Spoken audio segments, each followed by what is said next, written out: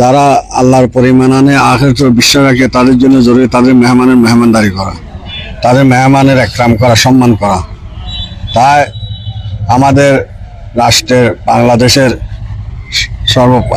প্রধান এখানে হাটহাজারী মাদ্রাসাতে আসতেছেন, এটা আমরা তো এটার জন্য খুশি।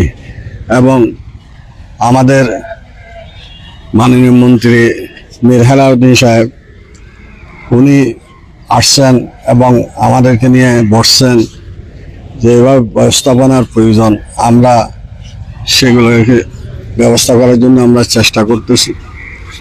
এবং আমরা মাদ্রাসার ছাত্র এবং মাদ্রাসার ওস্তাদ এবং মাদ্রাসার কর্তৃপক্ষ এবং মুহব্বিন মুতাল্লিকিন যারা আছে সবাই সেটার জন্য যে খুব খুশি, আনন্দ উপভোগ করতেছে যে রাষ্ট্রপ্রধান আজকে হাটহাজারী মাদ্রাসায় আসতেছেন। এর পূর্বে আমাদের মরহুম প্রেসিডেন্ট জিয়াউর রহমান সাহেব ওনার আব্বা পিতাও আসছিলেন, আরও বিভিন্ন রাষ্ট্রপ্রধানরা আসছিলেন।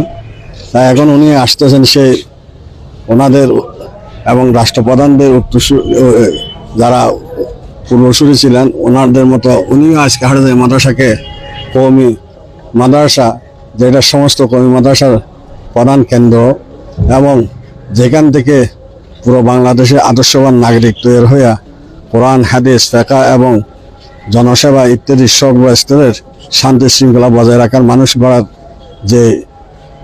যেটা কেন্দ্র, সেখানে যে উনি এটাকে গুরুত্ব দিয়ে পরিদর্শন করতেছেন, তাই আমরা ওনার শুকরিয়া জ্ঞাপন করছি। হুজুর, মাননীয় প্রধানমন্ত্রী এখানে আসবেন, হাটহাজারী সাংসদ ও প্রতিমন্ত্রী ব্যারিস্টার মীর মোহাম্মদ হেলালুদ্দিন থাকবেন। আপনাদের মাদ্রাসার পক্ষ থেকে বা হেফাজতের পক্ষ থেকে বা কওমি মাদ্রাসার পক্ষ থেকে কোনো বিশেষ দাবি দেওয়া বা কোনো কিছু আছে কিনা?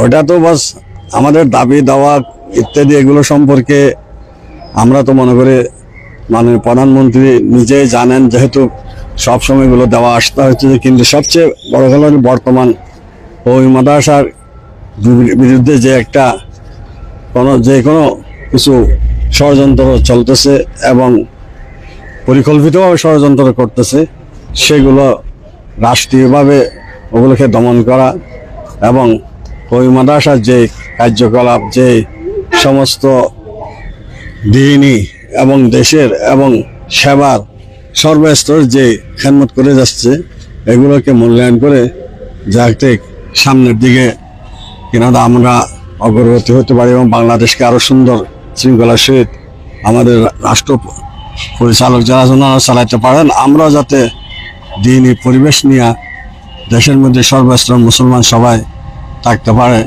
সেজন্য এটাই আসল দাবি, সহযোগিতা করার। হাটহাজারী মাদ্রাসার সামনেই চট্টগ্রাম খাগড়াছড়ি মহাসড়ক, এই সড়কে অনেক মানুষের মৃত্যু হয়েছে, অনেকে পঙ্গুত্ব বরণ করেছেন। এই সড়কটাকে 4 লেনে উন্নীত করার জন্য আপনাদের মাদ্রাসার পক্ষ থেকে কি বিশেষ কোনো ইয়া থাকবে কিনা? আর 4 লেন না, আমরা তো বলবো 6 লেন করার জন্য, যাতে করে এই সমস্ত দুর্ঘটনার থেকে বিশেষ করে হাটহাজারী মাদ্রাসা, চট্টগ্রাম ইউনিভার্সিটি এবং এদিকে রাঙ্গামাটি, খাগড়াছড়ি হিসেবে এই রাস্তাগুলো অনেক গুরুত্ব রাখে। সেই হিসেবে এই রাস্তাগুলোকে ছাড়না আমরা তো মনে করব 6 লাইন হিসেবে করলে, আর যেখানে ফ্লাইওভারের প্রয়োজন বিশেষ করে আমাদের যে বাস স্ট্যান্ড চত্বর সেটার মধ্যে এভাবে করা। এবং বাস স্ট্যান্ড চত্বরের মধ্যে অনেক মানুষ দেশ বিদেশ থেকে আসিয়া যে ওনার পরিদর্শন করতে আসেন, কিন্তু আসিয়া ওইদিকে রাঙ্গামাটি রোড এদিকে এটা, সেজন্য মাদ্রাসার দিকে আসার জন্য একটা যদি গেট বা ওইরকম কোরআন রেহাল দেয়া বা 99 নাম, আল্লাহর 99 নাম ঘোষিত ওইভাবে যদি একটা গেট দেওয়া হয়, তাহলে এটা বহুত বড় একটা কাজ হবে। তো তাই আমরা সড়কগুলোকে আরও প্রসারিত করার জন্য আমাদেরও এটা প্রস্তাব।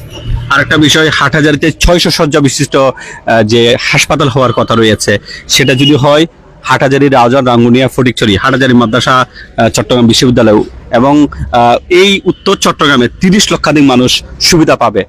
সেটার জন্য মাননীয় প্রতিমন্ত্রী এবং হাটহাজারী সাংসদ তিনি অনেক ভূমিকা রাখছেন। আপনাদের পক্ষ থেকেও কি প্রধানমন্ত্রীকে এই বিষয়ে কোনো আহ্বান বা অনুরোধ জানানোর কোনো চিন্তা আছে কিনা?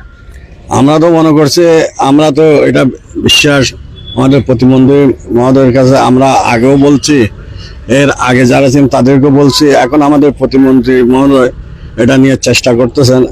অবশ্যই আমাদের প্রধানমন্ত্রী এটাকে প্রাধান্য দেবেন, আমরাও এটা যতটুকু পারি এটা বলার জন্য চেষ্টা করতেছি।